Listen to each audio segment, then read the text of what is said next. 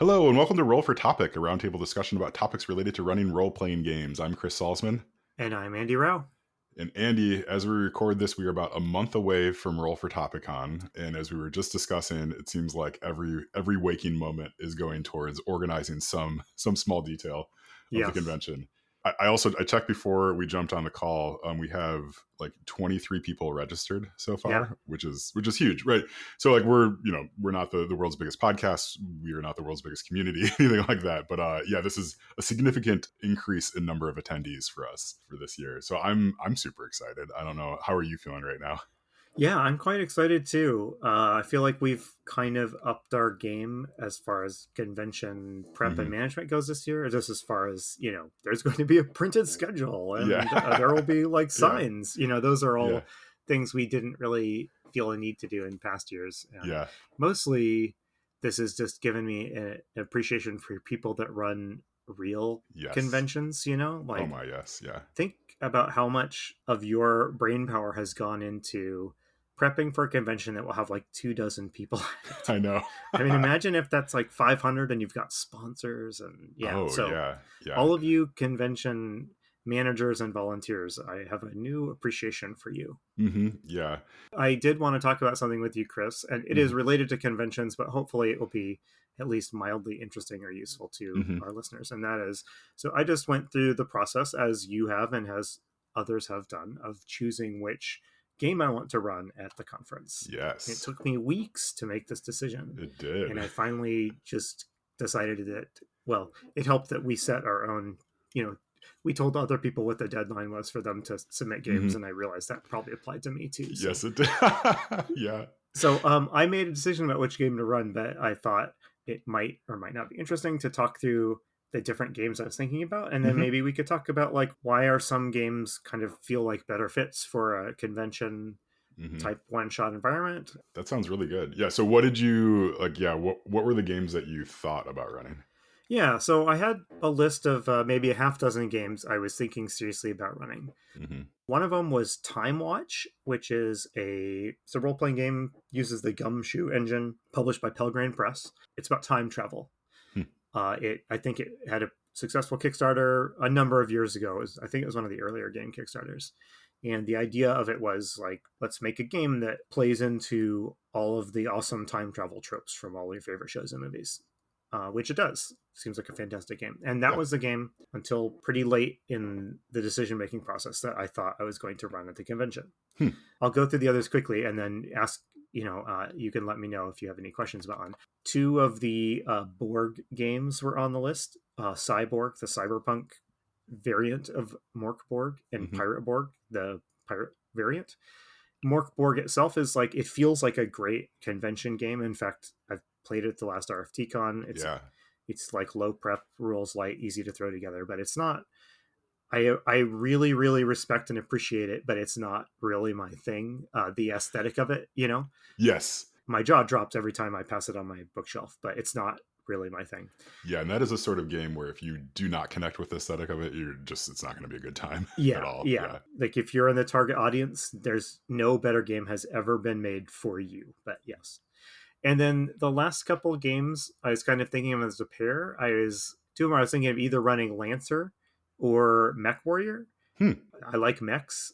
Yeah. It's been Who years doesn't? since I ran a mech game, a role playing game with mechs of any sort, and both of those fit the bill. Was Mech Warrior? Did you play? Was there a version of that was out like when you were growing up that you played? There was, yes, Okay. it's one of the earliest role playing games I played Hmm. before I really got into role playing games, or around the time I was getting into them. I was playing a lot of BattleTech, which is a like board war game where you pilot mechs around. They released a companion role playing game, and in its earliest form, they called it the Mech Warrior role playing game. And its basic appeal at the time was, why not flesh out like the pilot of your mech a little bit? To like, I think the assumption was you were still mostly playing BattleTech, Hmm. but you could kind of create a character that wasn't just one or two numbers for your mech pilot, and Yeah. then use that to kind of inform your adventures. Although I think the assumption was always, you would wind up fighting out your battles playing BattleTech. Yeah, I'm gonna go on a mech tangent real quick, but Please, it's yes. yeah, I figured you'd appreciate it if anything. Like so, like I played a lot of video games that have like mechs and stuff in them. So like Xenogears comes to mind if you ever played that game. It's a Yeah. sprawling role playing game from the from the 90s. Yeah, so there's like Xenogears and then the Armored Core series, which I think there's actually gonna be a new one coming out pretty soon too. Yes. All these games, right? And there's there's others and stuff. It's like there's this concept of like you have this tiny human that can die very easily, and then this giant mech that can like sustain massive damage and stuff, right? And it's like that interplay between like the very squishy human and the giant robot that can't be defeated. Like it's just so interesting because you have these Yes. two different power levels you get to play with, and like I can't think of another genre that really does that super well. And I think for me, like that's what's like so cool about mechs, right? Is like you have that, like if someone can kind of break through the mech and get at the squishy human, then you're done, right? Like Yeah, yeah. that's really interesting. It makes me actually think of like Werewolf, or when I try to think of other games that let you play in kind of two forms. Hmm. One is your kind of weak form, but the one you use to navigate kind of the everyday life of the setting. And Hmm. the other is like your kind of battle awesome, incredibly powerful form that is incredibly powerful, but also has really like limited utility in what you can do with it, right? Yeah. I have looked at most of the mech related games or role playing games that have come out, and I think this is an unsolved challenge. I think there are games that get close to it, and I understand that there's different genres within kind of the mech meta genre. Oh, of You course. can Yeah. have, like your teenage angsty mech pilots, and then you have your battle techs, which are more like grizzled mercenaries driving things that are more like tanks. Hmm. And I think that it really comes down to one of those two modes is always going to be more interesting than the Yes. other, and Yeah. it's usually going to be the one where you're piloting like a 80-ton like death machine, right? Yes, it is. Yeah, it's going to be the one where you have a missile pack on your shoulder. It's not going to be the one where you're like trying to figure out how to buy groceries. Right. Yes. Yeah. So I realize, I realize there's probably BattleTech and other fans going out there going like, no, these settings are rich with role playing potential, Hmm. and I totally agree with you. But in practice, man, it's Hmm. hard to say show up for a MechWarrior game. This will be a political game of like, interacting with like, Oh, but could like you imagine a social encounter when you're in a bunch of mechs where you have to like go to a like a masquerade party and oh dance around in yes. your mech?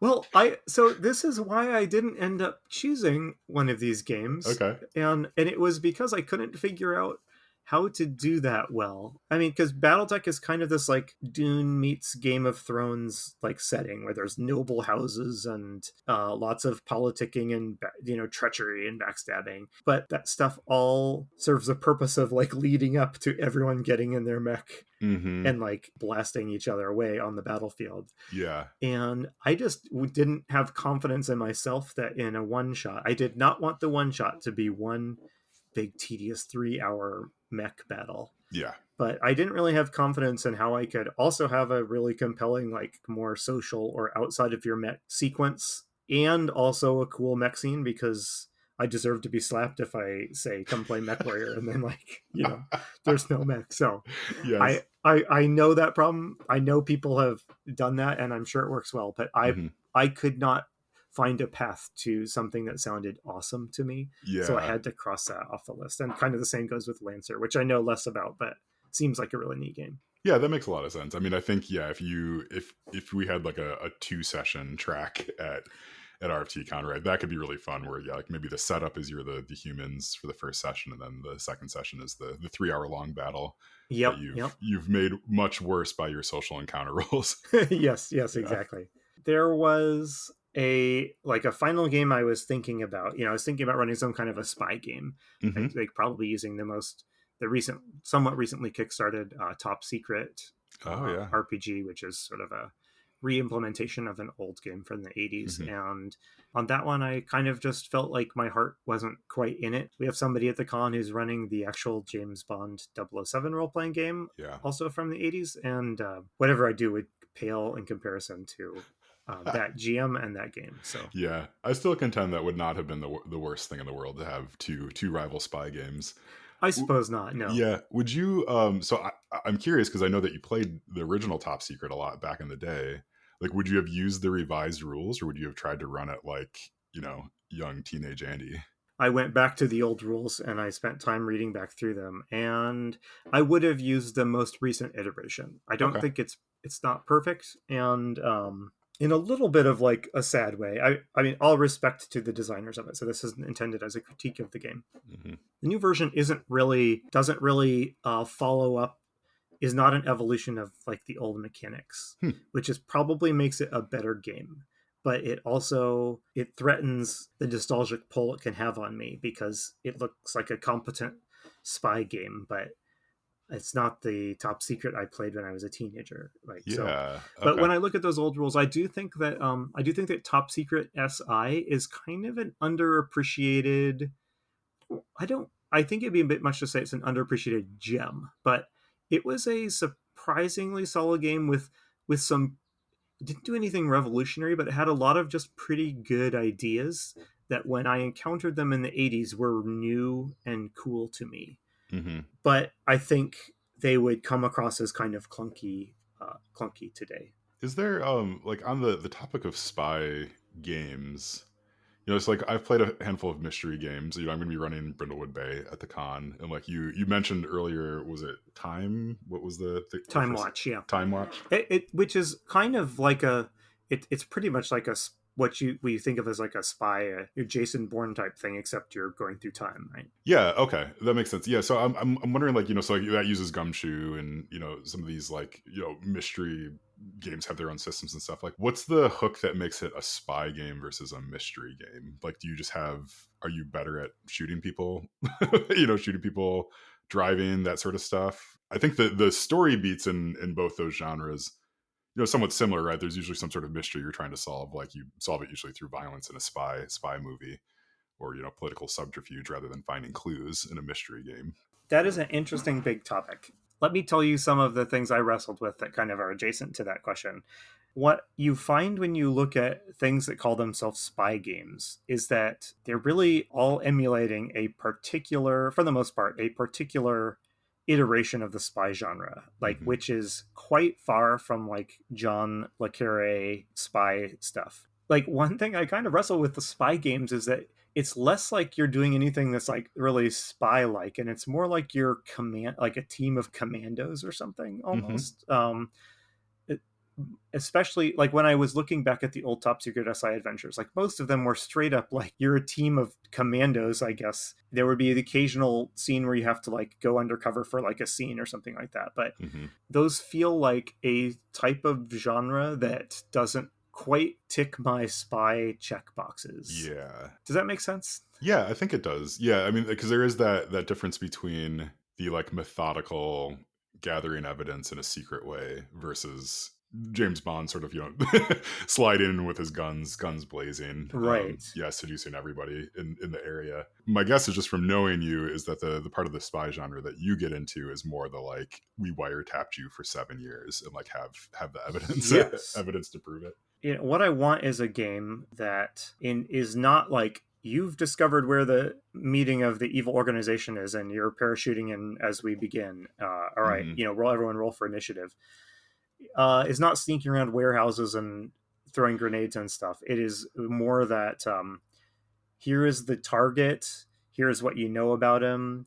How are you going to turn him from his side to yours? Like, Mm. so what's your plan? Might take, and your plan might be a 6 month plan of like, we're going to wiretap all his phones. We're going to try to engineer over time. We're going to, work our way into his confidence and then get him into a compromising situation where we can blackmail him, or any of Hmm. these like very John Le Carre style like scenes. I know especially nowadays, there's such a variety of games out there that there are games that can do that. But the ones I know and the ones I own are all of the here's welcome to your spy game. Everyone has $1,000 to spend on assault machine guns. Yeah. Those are awesome. Like, don't get me Yeah. wrong, but Yeah. and those games, like when I read through the latest iteration of Top Secret, it's like it doesn't. And again, it's doing what it's setting out to do, but it doesn't really conceive of a type of spy story that isn't mostly like a mission impossible, like here's your orders, Hmm. parachute in tomorrow and steal the briefcase. Yeah, yeah, and I think I get the inclination of why a lot of games go that direction, because that's a lot easier to write, right, Yeah. and a lot easier to sell. So I think to a group, then yeah, something that's more methodical. I'm thinking about like Blades in the Dark has like sort of the different phases, right? So you have downtime and then your heists and your scores and stuff Yep. like that. Like you could probably make a pretty cool spy version of Blades in the Dark, where like your downtime is all your setup stuff, like your wiretapping, your Yes. yeah, you're like you're tracking them, all that sort of stuff, right? And you sort of like see how that goes, and then that informs how your approach then to your actual like mission goes, rather than being handed your mission and like here's all the stuff that you gathered, whatever. Like you actually get to make some of those decisions ahead of time. Agreed. And those games, what feels important to me is the same thing that you get with like a heist type game. I want the players to come up with a creative way to achieve their goals. I don't want to give them a mission briefing where they're told what to do and how to do it. Yeah. And a game like Blades in the Dark, tweaked in an espionage direction, which wouldn't really take that much work, No. right? I Because mean, I think you can even we can probably just rules as written, just yeah, yeah, run you espionage. could Yeah. just you could almost just reskin it to a different time period and Yeah. have yourself a perfectly serviceable espionage group. But anyway, I don't want to talk about spy stuff too Yes. much longer, but I Yeah. did want to say something else. And so, one concern I had with picking an adventure, and I want to hear kind of how you chose the game you will be running at the con as well. But so, Mhm. Time Watch tempted me for a really long time. So, Time Watch is a game for telling your favorite like time travel episode, basically from Quantum Leap or Star Trek or any of those Yes. things, right? Yeah. Uh, and the gist is you've detected some history has gone off the rails and this is the date where it happened, so you go back there and then you have to figure out what went wrong, and then you might have to travel to other times and places to set history right. That's amazing pitch. I love it. People complain about repetitive time travel plots, but like I would, if every episode of Star Trek was like a time travel episode, I Yes. would be Yeah. even more happy with Star Trek than I Yeah. am now. But here's what I decided. I'd like to hear your reaction. I've grown less comfortable with story missions that to really get the full experience of them, you really have to kind of play through them more or less in order. Mm. And I feel like a time travel thing, I mean, because the genre of time travel is so ludicrously open ended, and this happened as I was kind of looking at some of the pre-written adventures for Time Watch. You really have to kind of guide people from like scene A to scene B to scene C, Hmm. and so on. And my nightmare scenario at a convention is there's four scenes and we only are on scene three when the time is up. And then, yes, of course, it's fun just to play, but like, what a bummer if you don't get the payoff, especially in a great time story, Hmm. time travel story. So for that reason, that kind of led me, and where I landed was Pirate Borg Oh yeah. because Pirate Borg is just much more built on the assumption that you are not bringing a pre-planned adventure with a kind of a linear series of scenes to move through. It's more of like you have a ship. This is a map. Here are the 1d6 rumors that you've heard about the island near you. What are you going to do? And Mm. so I don't know how that will go. I haven't run that before, Yeah. but I decided that had a greater chance. And I had such a good time with last year running Twilight 2000, where there was no plot. It was we just rolled dice and drew cards to see what happened as they moved across the map. I would love to, if I could capture that again. Hmm. It would be really fun, and B, we would just stop when the time is up, and the fun was, we had all the fun. Like, none Yeah. of the fun was contingent on completing a plot or solving a mystery. So, okay, I've just monologued for a really long time, so I'd like to hear your reactions. That's good. Well, one, I mean, I'm glad that you chose Pirate Borg. I think that's a really fun option. Although, I mean, your pitch for Time Watch is like, well, I mean, I want to play I know that's the that. problem. The Time Watch pitch is amazing. Yeah, Yeah. yeah. I mean, that's like right. So Brindlewood Bay, the game that I'm running, is like like what if Murder She Wrote, but tabletop. Yes. Like Yes. years of what if Quantum Leap, but tabletop is like, well, I mean, yeah, you could do a whole like 80s block of thinking about that distinction you mentioned between like a like somewhat scripted outline versus something that's more freeform. Like it's not even like you're necessarily saying a sandbox. Like there's still sort of going to be an inciting event Yes. that they have to go that they have to like engage with, or otherwise it's going to be pretty boring, right? But like Right. Right. yeah, like so it's I mean, I think that's like a good distinction. I mean,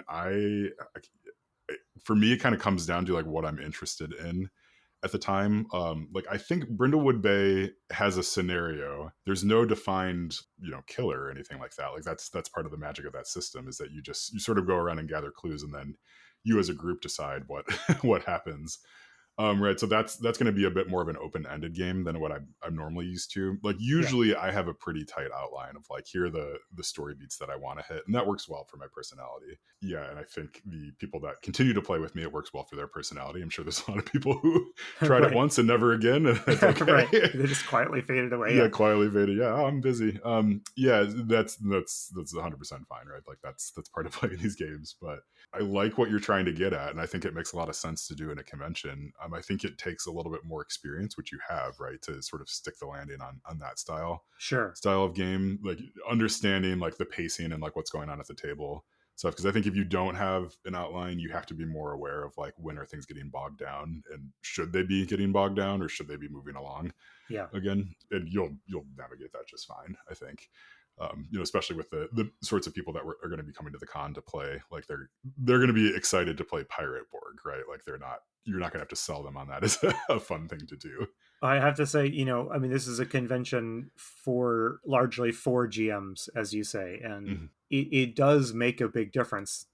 I mean, it has encouraged me in the past to try games that were intimidating to me, because I knew that the table would be all in with me, right? Yes. And so, that gives me confidence, because you're right with Pirate Borg. The worst case scenario is it's like a tedious slog as we move from hex to hex, rolling for dumb, boring random encounters or something like that Yeah. never amount to something that feels like there's even a pace that it's keeping, right? So Yes. that's like the worst case scenario. I am not really worried about that, because Mhm. I don't think the players would let that happen, even if I just kind of completely botched my job as GM. Yeah, I don't think so. Yeah, I think especially because you'll be open to the fact that they're going to be bringing their own sort of like, yeah, goals and ideas there.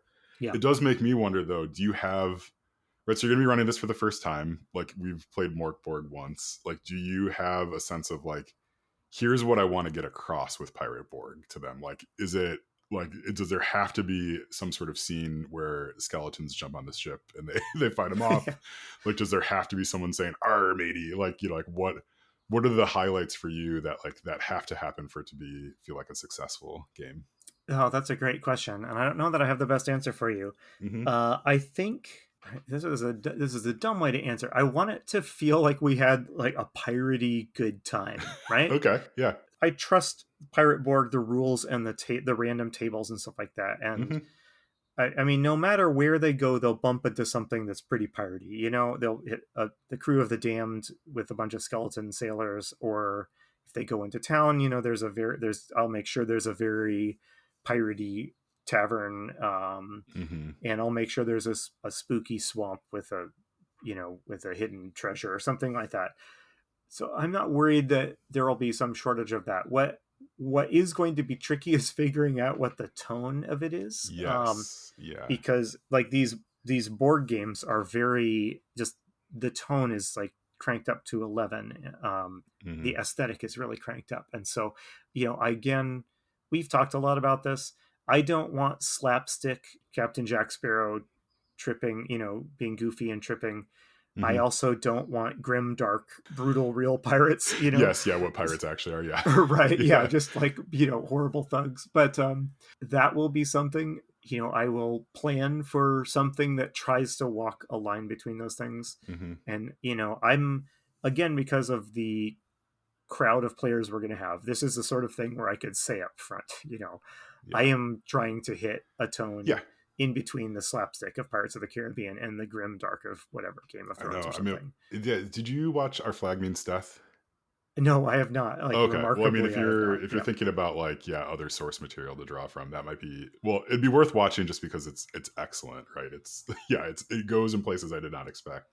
Okay, But I think great. it does show a sort of like, yeah, piratey good time, like to your your terminology, that is in between that like slapstick and like the harsh realities of what being a pirate Yeah. I think could actually mean and be. Okay. Well, Yeah. I've been So collecting like all the pirate media I need to consume. I put that in yes. Yeah. quotes, Right. Yeah. between now and then. I have been for the last week. I have been just mainlining the Pirates of the Caribbean movies. Yes. So I've I'm having a great time, but I also can't wait to be done with those. Yeah. But And so I have my own little list. I'm reading my favorite pirate novel. Tim Powers is on Stranger Tides. Hmm. There's a Pirates of the Caribbean movie that paid him for the rights to his book, and then Oh. the movie has nothing to do with the book except the title. So I hope he made $1 million off that. Yeah.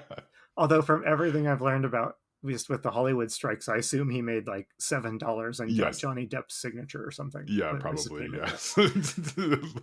Yeah. So like music, books, games, anything piratey, I'll add Our Flag Means Death to the list. Yes. Yeah. I'd recommend that. Are you gonna have a sea shanty? Like that's So what I need sea to know. Yeah. shanties are mechanically built into Pirate Okay. Borg. Okay. So yes, and I have to figure out how to make that. I want to do that in a fun way. Hmm. Somewhere between making the table belt out a sea shanty, although that sounds really fun now that I say it. I think you at the beginning, I think you lay on the table like you know, Okay. you like lay out some sort of like, musical instrument shit Yes. or something, or like little like things like at any time you can pick this up, and if you all sing a sea shanty, you'll get some sort of bonus. Okay. Yeah. you know, Here's don't make them, but make it on offer. I know of at least one attendee who will take that immediately. all right. I So will say I desperately hope that at least at one time during this game, all the other game tables in the room will have to pause and wait for us to finish singing an obnoxious sea shanty at top yes. volume. But Yeah. so we'll see if that actually happens. Yeah. But hey, that reminds me of something else that kind of a gimmick I want to do in my convention game, Hmm. and I would like to hear other ideas. But so I'm going to do a test run of Pirate Borg before the convention. Okay. So in a couple weeks, I'm going to be running, more or less my convention scenario for a group of people that won't be playing it at the convention, Yeah. and so I'm going to give them a map. So they'll be at the same location as the convention game is going to be. And I'm going to Yes. give them a map. And I'm going to ask them to just annotate it. Like as we play through, just annotate the heck out of that map with like Yes. the sort of things you scrawl on a pirate map. And then I want to give the convention players like an honest to God, it was used by another crew and passed into your hands like map. So Oh I my mean, maybe it'll goodness. have like spoilers, written all over it and the Yeah. exact location of the treasure marked, or maybe they will have scrawled other dumb stuff on it. But Oh, that is so good. so yeah, Yeah. so give me more. I need more ideas of like dopey things like this that Hmm. will like up the pirate feel. Yeah. I mean, if there is that map, I mean, I think this is, if there's ever a time that this has been called for, I think you need to burn the edges, Yes. burn part of the middle of that thing out, like flip it over, right, so you don't even see what's on the other side, right, like, and like Yeah. just sort of like go to town a little bit, maybe rip it in half so they get like one part of it at the beginning and one part later. Have you aged a document like that? I've never aged a document. I've bought some paper that looked aged before, and like I Okay. think that was a good route to go. I know. I mean, if you start asking around and looking around, like there's going to be 100,000 tutorials out there about Yes. how to do it in the best way. I'm sure if you just like dunked it in coffee, crumple it up, like let your cat play with it, that sort of stuff. Growing up, I always heard that you like would soak it in tea and Yeah, then and then it's still legible, but it looks very old. And I am going to try to burn the edges of it. And if it doesn't just like catch the whole thing on fire, like I will be stunned. Yes. But I'm going to give it a try. So Yes, yeah. I think that's really good. I mean, yeah, I think you are right in that the players are going to bring sort of their own ideas to the table. I think yeah, if you give them a couple little like props or things like that to grab onto, I think that'll just enhance it. And then from there, yeah, if you're just rolling on random tables and it's like yeah, parody stuff is happening, I think you have a really good game, and I'm disappointed I won't get to play in it because I think we have our sessions sort of set up at the exact same time. But yeah, that sounds awesome. I think you'll yeah, it's a good choice. awesome. Well, we should wrap up before too long, but I did want to kind of flip this around and chat with you. I mean, I've just spent 30 straight minutes talking about the games I am running or I'm thinking of running. You, as soon as it became possible to submit an event to run at the con, you were like the first one there with Brindlewood Bay. Yeah, And so can you tell me a little bit about why Brindlewood Bay? yeah. I mean, I've played it twice. It's a fantastic game. I think it's the sort of game where, especially at a convention for GMs, like I want to run it because I think everybody should get a chance to try it. Just because it does a couple things just so well compared to many other games that I've played, and I'm sure there's more sort of like in genre games that do this, but just the fact that you're running a mystery game in which you, the GM, don't know like what the answer is, right? Like Yes. that alone I think is worthwhile to try to get a handful of people, just a handful more people in the world to give that a chance, because I think that's a really fun way to approach it, because I think like a lot of GMs want to run mystery games and they get really intimidated by like, well, how do I do it right, how do I make sure they don't miss clues and that sort of stuff, and this game sort of posits like, what if it doesn't matter, like like Yeah. yeah. So I think like that's pretty fun. I mean, I think it's also just like it's a good time, right? Like the way I'm going to run it and the way that I've had it run for me by Matt Wilson is like you start with character creation, right? So you create a bunch of these grandmotherly type figures who have kind of their own personalities, and it's a pretty fast process, but it also does a good job, I think, of creating a party that you sort of know who everybody is really well too, off the bat, right? So it's like it's just like it's a fun character creation exercise. It's a fun game to play. Like the result of it is always like is going to be a good time. And it's just like it's a good convention game in that like it's a little cheesy, it's a little fun. Like everybody's going to have sort of a good time with it. Yeah. Yeah, so I mean, like I jumped to it immediately just because like I'm interested in it, and honestly, like nothing else out there right now is like really grabbing me that I have to run this. Hmm. Yep. Right, like I have a box set of the One Ring sitting on my shelf that like I think if I kind of looked at that for a minute, like oh maybe I should run that, because like I've also played in a campaign that John Corey did where we played as the bumbling Yeah. hobbits campaign is what we called it, and that was really fun too. And I think that's like a fun system to showcase as well. I will be And, playing a game of that in a couple of months. oh, nice. The One Ring starter set. I think we're doing the Hobbit Yeah. troubleshooters campaign. So Yes. I'm really excited. Hearing you talk about Brindlewood Bay, there's a bazillion games out there, but like it feels special to me. Like it Hmm. after I played Brindlewood Bay, I told everyone I know who could Yes. possibly care about Yeah. Brindlewood Bay. Yeah. Like they just had to know about it. And I like it's pretty rare that a game does that. Hmm.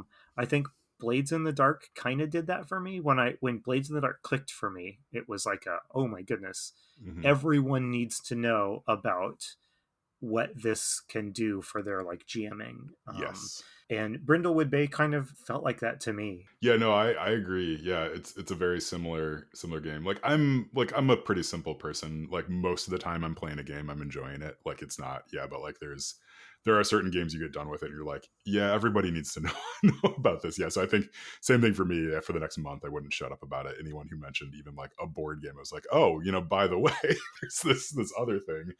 I'm forever trying to figure out with like talking to people about it is it still good if you did not grow up like watching Murder She Wrote or any of those sort of like, yeah, like I don't even know how to describe them, sort of like late night TV from like that time period. Yeah, like it really relies on that. And I mean, I have to imagine those shows are still happening these days. I'm just not aware of them. But like, Yeah. yeah, like I think, anyway, there's something really special about it. Yeah, so something that I really wanted to showcase. And like, honestly, like, right, we chose the theme for the con. So the theme is secrets, and it was like it just made a lot of sense to do that. Like, I'm not going to run 5e at this thing. Right. So, So are you going to be bringing? And I guess you don't have to spoil if you want it to be a Mhm. surprise. Do you have any gimmicks or props or anything that you're going to break out Brindlewood Bay?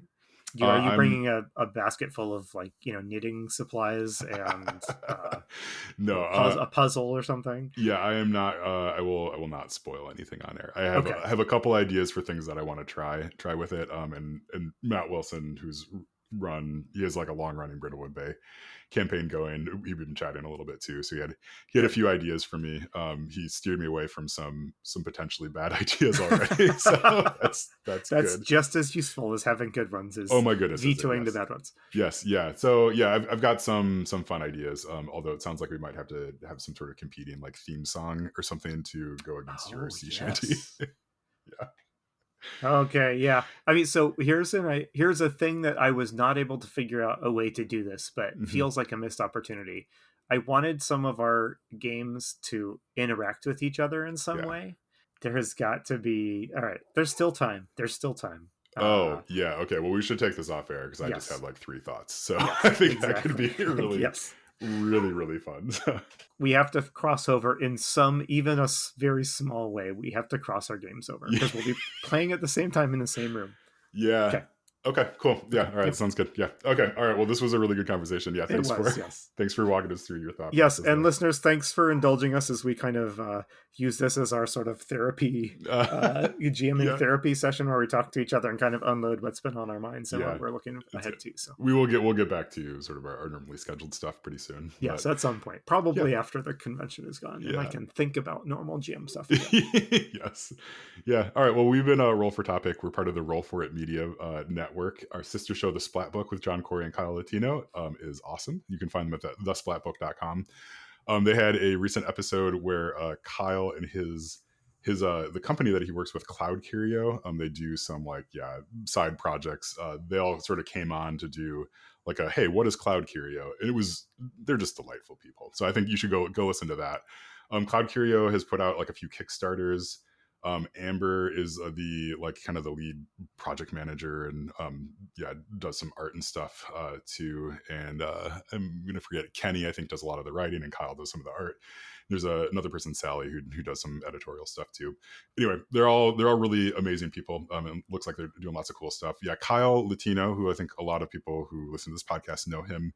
He's going to be doing a Kickstarter pretty soon called Monstrous, which I'm sure we will talk about more at length when Ooh, yes. that goes live. But he's been posting like various videos on his YouTube channel of like drawing some of the art for that, and it's like, talk about getting your mind going. The way that he comes up with these monsters and kind of and the way that like Kenny I think is writing to describe them and stuff. It's just like, this is the monster manual that you actually want. Is what it's going to come Yes. down to. So yeah. Anyway, okay. I think that does it for us. But Yeah, we got to get a topic on here. Like, what is the monster manual we actually want? What's yes. the monster manual we need that no one is giving us? So Yes. maybe, right? It could be monstrous. Yeah, I mean, it's certainly not the like the 5e monster manual, which is, I mean, it's a good resource. Although I could also just take it in an Excel document. So Right, yeah, right. there's something missing there. But okay. Anyway, all right, that does it for us. I've been Chris Salzman, I've been Andy Rowe. and remember, if your player's having fun, you're a great GM.